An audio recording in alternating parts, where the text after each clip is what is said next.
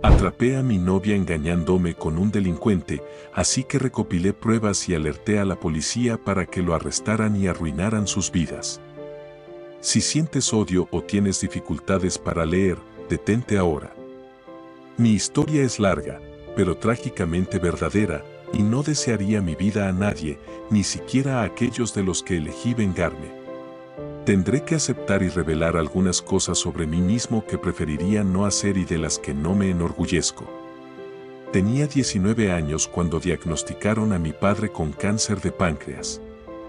Las cosas fueron muy difíciles, con mi mamá trabajando de 9 a 9. Tomé la responsabilidad de cuidarlo. Después de una larga batalla de 4 años contra el cáncer, falleció tras una cirugía de triple bypass. La muerte de mi papá cambió por completo a mi mamá. Intenté ser fuerte por ella y por mí. Estos fueron tiempos realmente oscuros y me cambiaron completamente. No me concentré en la escuela y mis calificaciones disminuyeron. También tuve que trabajar después de la escuela para ayudar a mi mamá, que estaba destrozada. Algo cambió dentro de mí.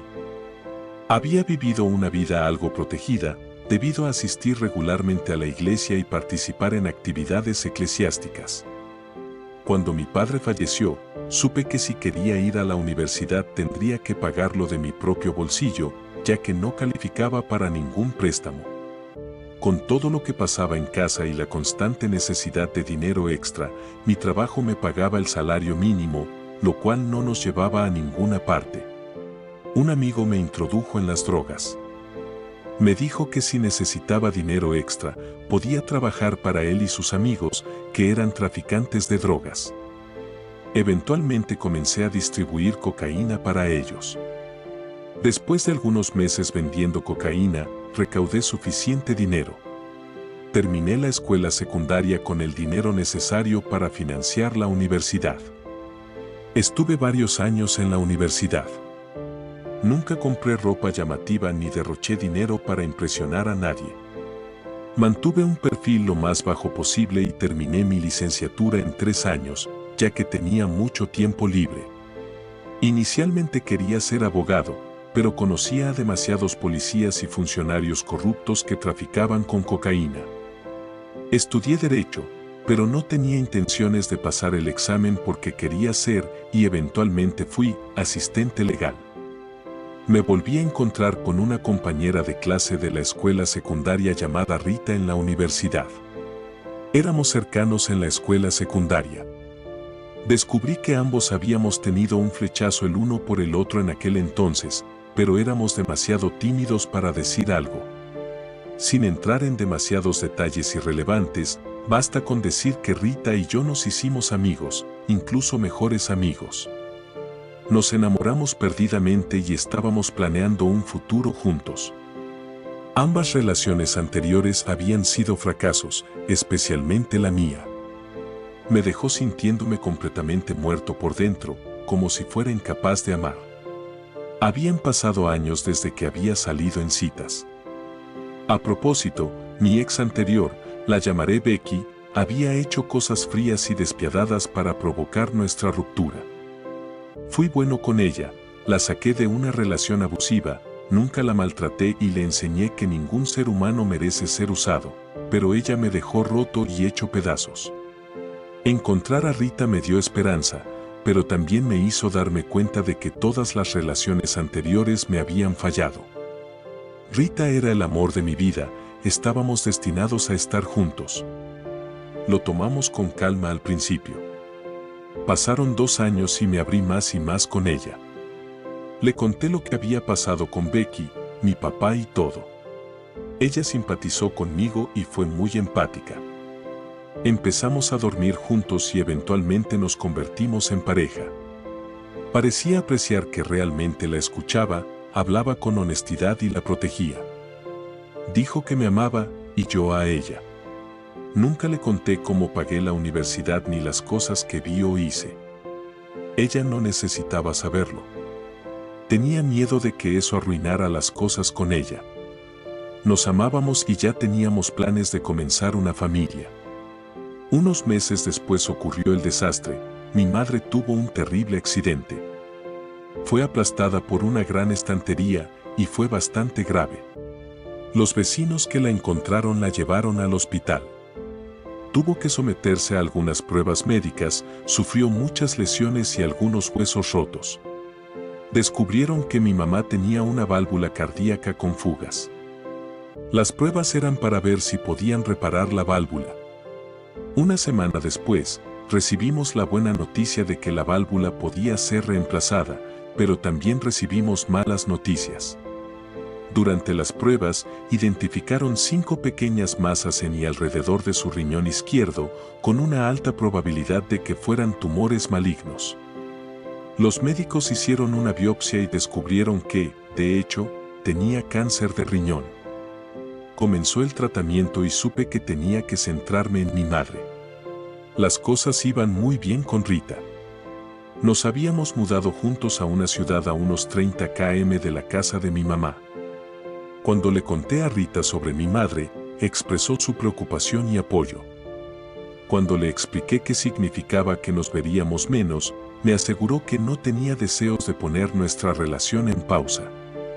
Dijo que no quería estar allí para mí de ninguna otra manera que no fuera como mi apoyo emocional.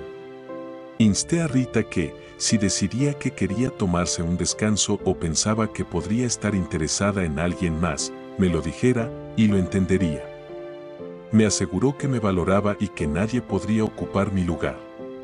Sabía que no quería dejar este mundo en esa sombría habitación de hospital, así que el personal organizó llevarla a casa, ayudándome a hacer sus últimos días lo más pacíficos posible. Cuando todo estuvo listo, llevamos a mi mamá a casa. Aunque extremadamente débil, se alegró de ver su hogar en un entorno familiar una vez más. Ambos sabíamos que no le quedaba mucho tiempo de vida. Aunque tenía miedo, me dijo que quería que fuera fuerte por ella y también me dijo que estaba lista para irse y ver a mi papá nuevamente después de tanto tiempo. Conseguí que una amiga de la iglesia de mi mamá la cuidara durante unas horas. Me subí a mi auto y conduje para ver a Rita sin llamar. No llamé porque estaba llorando mucho. Ver sufrir a mi mamá era abrumador y no habría podido hablar cuando llegué. Debido a la inminente muerte de mi madre, sabía que Rita sabría qué decir para reconfortarme. Llegué a la casa de Rita y vi un auto negro estacionado detrás de su coche. No le di importancia, ya que estaba centrado en que pronto perdería a mi querida madre. Usé la llave que ella me había dado para entrar a la cocina, como siempre hacíamos. Escuché música sonando tan pronto como se abrió la puerta, pero no le di mucha importancia porque no vi a nadie en la sala de estar ni en el porche trasero. Mientras caminaba por el pasillo hacia su habitación, escuché ruidos provenientes del interior. Me detuve, luego alcancé la manija de la puerta. Me detuve de nuevo. Me di cuenta de que los sonidos que escuchaba eran sexuales.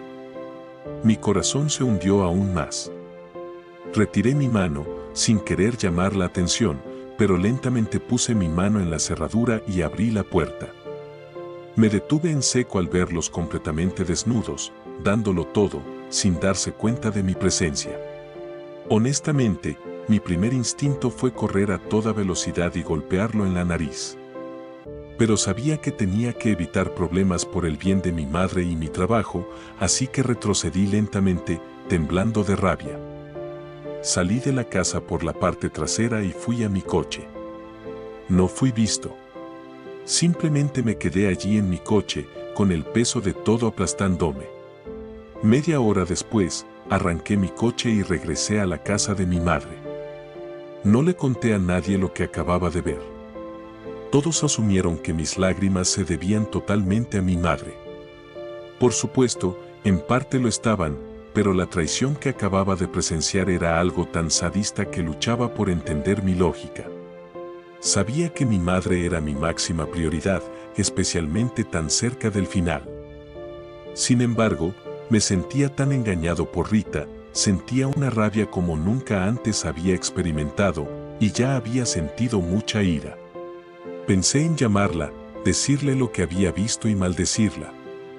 Pero sabía que si no le importaba ser fiel mientras mi madre estaba en su lecho de muerte, una serie de groserías no la afectaría. El teléfono sonó y vi que era Rita llamando. Ignoré la llamada y la tentación de estrellar el teléfono contra la pared. Fui a verificar a mi madre, que estaba en un sueño profundo debido a la morfina que le habían administrado. Me las arreglé para enviarle un mensaje a Rita diciéndole que estaba muy ocupado con mi madre y que la llamaría más tarde. Después de obligarme a comer y ducharme, las enfermeras del hospicio vinieron a revisar a mi madre. Después de revisar sus signos vitales, me informaron que mi madre moriría en 48 horas. Les agradecí y salí al patio trasero, tratando de no perder totalmente la cabeza con todo lo que había sucedido y lo que estaba por suceder. Me las arreglé para enviarle un mensaje a Rita y decirle que la condición de mi madre seguía siendo la misma. No quería verla, no quería hablar con ella y no quería que apareciera. Le debía a mi madre hacer todo lo posible para asegurar que sus últimos momentos fueran lo más pacíficos posible. La siguiente tarde, justo antes de las 6 de la tarde, mi madre dio su último suspiro conmigo a su lado, sosteniendo su mano mientras su vida se apagaba. Los siguientes 3 días estuve en reuniones con su pastor, haciendo los toques finales en la iglesia y el servicio fúnebre. Pero no podía por nada del mundo quitarme las imágenes de Rita y Henry teniendo relaciones justo frente a mí. Cuanto más lo pensaba, más me enfurecía. Estaba enojado con Rita, furioso. Pero recordar cómo Henry había sido tan amistoso conmigo hacía hervir aún más mi sangre. Si no habían sido íntimos cuando lo conocí por primera vez, estaban a punto de serlo. Eso me hizo querer saber exactamente quién era ese desgraciado. Pagué a un investigador privado para que hiciera verificaciones de antecedentes sobre Henry. Desde el momento en que lo conocí, sentí que era mala noticia. De hecho, me enojaba conmigo mismo por ignorar mis instintos. El investigador privado, un amigo de la firma para la que trabajaba, me contactó después de una semana con un expediente sobre Henry. Había fotos de fichas policiales de Henry a lo largo de muchos años. Antes de que me arrestaran una vez y de que hiciera algunas cosas despreciables en mi vida, conocía a personas que habían hecho cosas horribles, intencionalmente y también bajo la influencia de varias drogas y sustancias. Aún así, Henry tenía un extenso historial delictivo, varios cargos por conducir bajo los efectos del alcohol, conducción temeraria, receptación de bienes robados, robo con allanamiento de morada y arrestos por drogas. A medida que avanzaba por su historial y los arrestos se volvían más atroces, descubrí que Henry había salido de prisión bajo libertad condicional anticipada hace aproximadamente 2 años, después de cumplir 10 años. Cuando vi que los cargos incluían explotación sexual de un menor y una serie de otros delitos sexuales, admito que me sentí disgustado. Rita me había traicionado, lo cual ya dolía lo suficiente. Saber que ella podría haberme expuesto a Dios sabe qué enfermedades que ese delincuente había contraído como depredador sexual y luego en prisión me hacía sentir físicamente mal. Dudaba que Rita tuviera idea de con quién estaba involucrada a mis espaldas. Ella tenía una naturaleza ingenua y confiada que le había causado problemas antes, pero nunca así. No tenía dudas de que cualquiera que supiera del historial de Henry lo consideraría una criatura vil. Henry nunca debería haber salido de prisión. Pero tenía el funeral de mi madre en el que concentrarme y tenía que recomponerme. Cuando terminó el funeral y todos se fueron, estaba agotado física y mentalmente. Al poner la cabeza en la almohada para intentar dormir, Rita llamó sin saber que mi madre había fallecido o que yo sabía lo que ella había estado haciendo. Había estado enviando mensajes y llamando mucho menos en los días previos a mi descubrimiento, y después. Contesté el teléfono e hice mi mejor esfuerzo por sonar tan contento de escucharla como fuera posible. No dejé ver que algo había cambiado con el estado de mi madre, ni que sabía acerca de ella y Henry o lo que sabía sobre Henry. Dejé que ella hablara la mayor parte del tiempo e hice como si creyera totalmente en ella y apreciara su falsa simpatía cuando afirmó que me extrañaba. Al despedirnos, mentí y le dije lo mismo. Pero, en toda honestidad, en ese momento, si ella se hubiera muerto, no me habría importado en lo más mínimo. Tuve algunas semanas libres del trabajo por duelo. Sabía que las cosas con Rita habían terminado, pero una parte de mí no podía dejar de luchar con lo cruel que me había tratado. Intencional o no, me alegraba saber la verdad sobre ella y Henry antes de que ocurrieran más mentiras y traiciones. Pero sentía que lo que ambos me habían hecho, en un momento en que luchaba por mantenerme en pie, era simplemente incorrecto. Quería venganza. Quería destruir sus vidas y aún así nunca dejarles saber que yo tenía algo que ver con ello. Llamé al Departamento de Recursos Humanos y completé la documentación necesaria de la FMLA, Ley de Licencia Médica Familiar, para estar fuera más tiempo del dado de 2 semanas. Honestamente, no tenía razón para preocuparme por ser despedido, pero tomé la ruta legal y tenía lo suficiente para pagar mis cuentas durante medio año o más, si era necesario. Necesitaba vengarme de Henry, y era bastante fácil, ya que estaba en libertad condicional y era un delincuente. Incluso un cargo menor lo enviaría de nuevo a prisión para cumplir su sentencia original, pero no quería que simplemente cumpliera su sentencia original. Quería nuevos cargos que lo llevaran tanto tiempo tras las rejas que nunca volviera a ver la libertad. Me encontré con su oficial de libertad condicional en muchas ocasiones, y ella me conocía lo suficiente como para saber que si la hubiera llamado, ella habría investigado al delincuente Henry. Con un historial así, sabía que tendría dificultades para conseguir empleo, si es que lo tenía.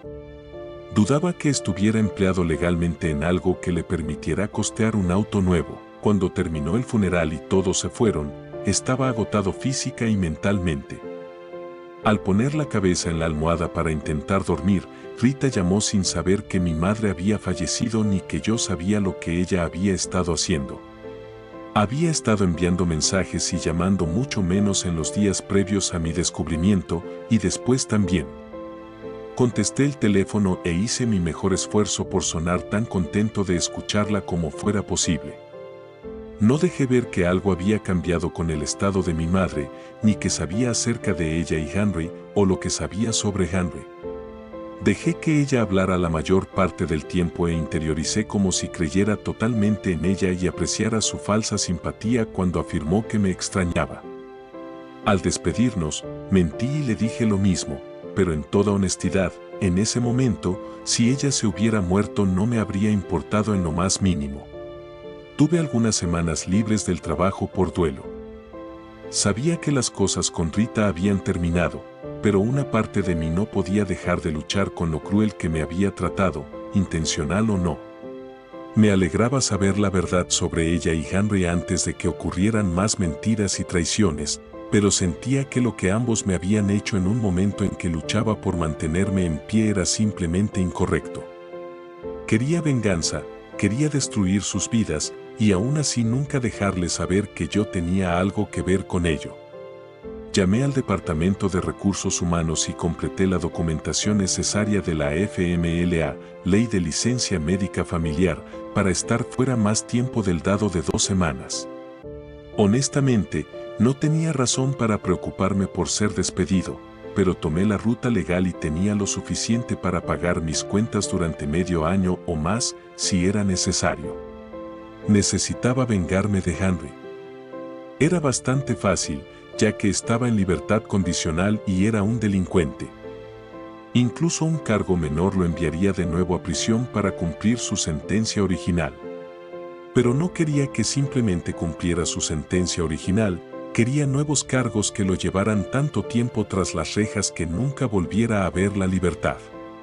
Me encontré con su oficial de libertad condicional en muchas ocasiones, y ella me conocía lo suficiente como para saber que, si la hubiera llamado, ella habría investigado al delincuente Henry. Con un historial así, sabía que tendría dificultades para conseguir empleo, si es que lo tenía. Dudaba que estuviera empleado legalmente, algo que le permitiera costear un coche nuevo y el seguro. Estacioné mi coche por la calle de Rita, en un vehículo que ella no reconocería, y vi el coche de Henry en su entrada. Me senté en silencio y esperé. Eran alrededor de las 2 de la madrugada cuando escuché que encendía su motor. Antes de alejarse de su entrada, lo seguí casualmente sin querer que sospechara que lo estaban siguiendo. Era hora de que hiciera algunas averiguaciones por mi cuenta. Manteniendo una distancia razonable, seguí la señal hasta una casa de aspecto descuidado en una parte pobre de la ciudad de Rita. Su auto estaba estacionado y él ya había entrado. Anoté la matrícula y estacioné mi coche más adelante. Dormí varias horas a la vista de su casa. Después de no ver actividad, dormí hasta alrededor de las 8 de la mañana. Salí del coche y compré algo para desayunar. A lo largo del día fue fácil distinguir si Henry tenía un gran grupo de amigos que no veían motivo para quedarse y hablar mucho, o si estaba tratando con una sustancia altamente adictiva como cocaína, heroína o metanfetaminas. Después de unas horas, muchos clientes volvieron por más de los narcóticos que obviamente él estaba vendiendo. Tomé fotos de cada automóvil que se detenía, junto con algunos vídeos. Regresé cada día a la misma hora para documentar la actividad continua. También observé cada noche alrededor de las 6 de la tarde, cuando sabía que Rita salía del trabajo. Él se iba y lo seguí cada noche para verlo encontrarse con Rita en un restaurante o ir directamente a su casa. Tenía grandes dudas de que ella alguna vez hubiera estado en su casa, al menos no en esa casa. Tenía suficiente evidencia para entregar a la policía local, pero decidí documentar sus actividades un día más, ya que sabía que no había salido a conseguir más drogas para vender. Ese último día, aposté por su casa alrededor de las 3 de la tarde. La gente dejó de pasar, lo cual era inusual. Me senté y observé. Unos 30 minutos después, una gran Cadillac Escalade negra se estacionó en su entrada. Normalmente solo veía salir a una persona de un vehículo para entrar en la casa de Henry. Esta vez, observé a 3 hombres grandes salir del vehículo y abrir la puerta trasera para escoltar a un hombre de mediana edad hacia adentro. Estuvieron en la casa de Henry durante más de 2 horas, algo que absolutamente nadie había hecho. Estaba bastante seguro de que el hombre de mediana edad era su fuente de las drogas que estaba vendiendo. Pasé en coche y tomé una foto de la matrícula. Cuando llegué a casa, descargué las fotos y vídeos que había tomado de la actividad de Henry en mi computadora. Elaboré un informe detallado que citaba la actividad de los 4 días en los que observé lo que estaba sucediendo. Cuando terminé, imprimí 38 páginas de fotos de personas dirigiéndose a la puerta de Henry para comprar drogas. Guardé todo el video de la actividad que había grabado en una tarjeta y la coloqué en una pequeña caja de plástico para guardarla de manera segura. Sabía que no sería difícil convencer a la policía de lo que Henry estaba tramando. Les estaba proporcionando pruebas reales y admisibles, con fechas y horas estampadas en cada foto y video. Pero quería ponerle tanto calor que la policía sería lo que menos le preocuparía.